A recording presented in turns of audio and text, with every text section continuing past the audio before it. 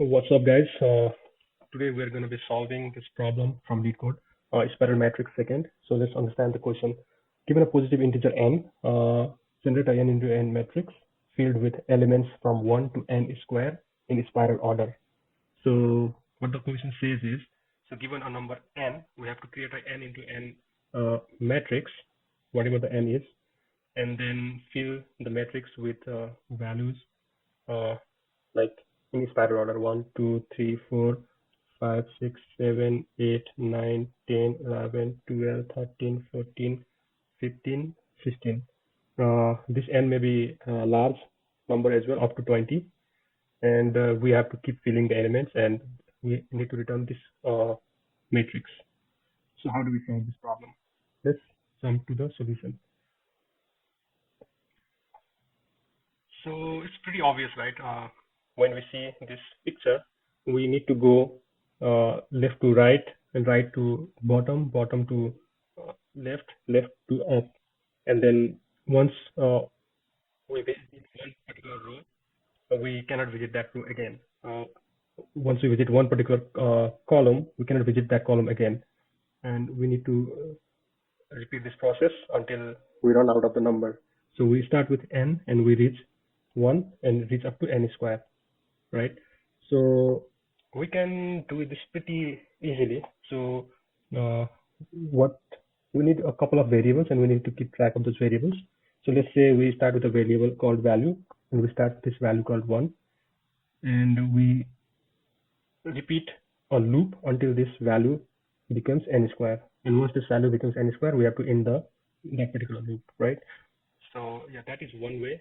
That is one variable. And then we need a couple of other variables to keep track of what we cannot visit, right?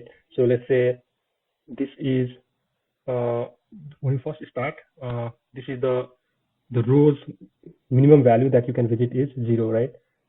Let's say r min equals to 0, which is like you can visit up to 0. You cannot visit less than 0 when you start. But once you visit this array and we reach here, you have to increase this r min to 1, which means you cannot visit a row 0 anymore.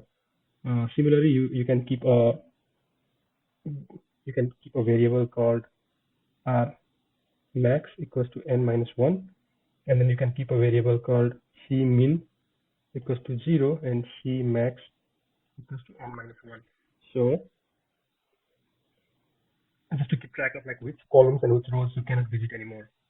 So from a high level, what this looks like is you'll have a loop which runs from val equals to 1 to n squared, and then inside that you will have you can have another loop which goes from, let's say we are in current row and column.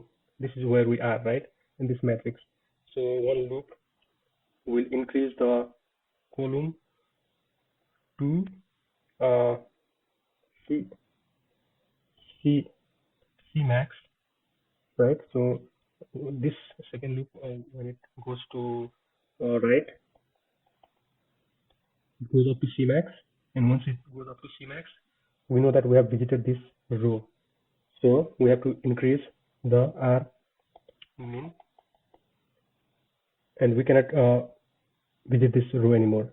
So up to C max, and then the second loop, so it will go up to here, and then we have to bring our pointer to one step back and one step down, and then we have to do another loop to over here. So we'll keep the column constant when go row to R max. So we'll go filling the elements here, and once we reach here, we stop. And then we have to bring our pointer down, and then to the left, we'll do some logic here, and then another loop to go from current column to C min, which is basically here.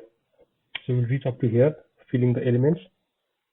And then basically when we reach here, we stop, and then we come back, and we move up, and then we start the fourth loop, which will go from here to here. Basically, I mean, uh, rmin.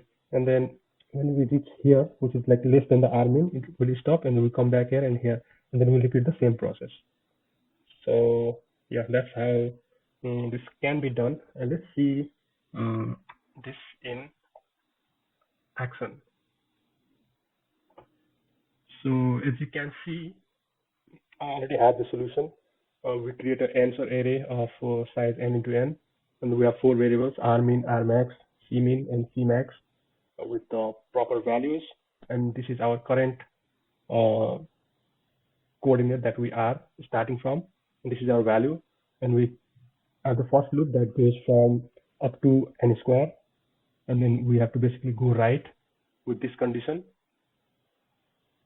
where we go up to the far right and just increasing the column and keep the row constant, and also increasing the value.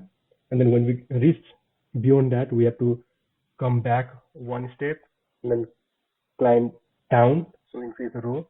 And then we know that we cannot visit that row anymore that we just filled, so we have to increase the r minimum counter or variable.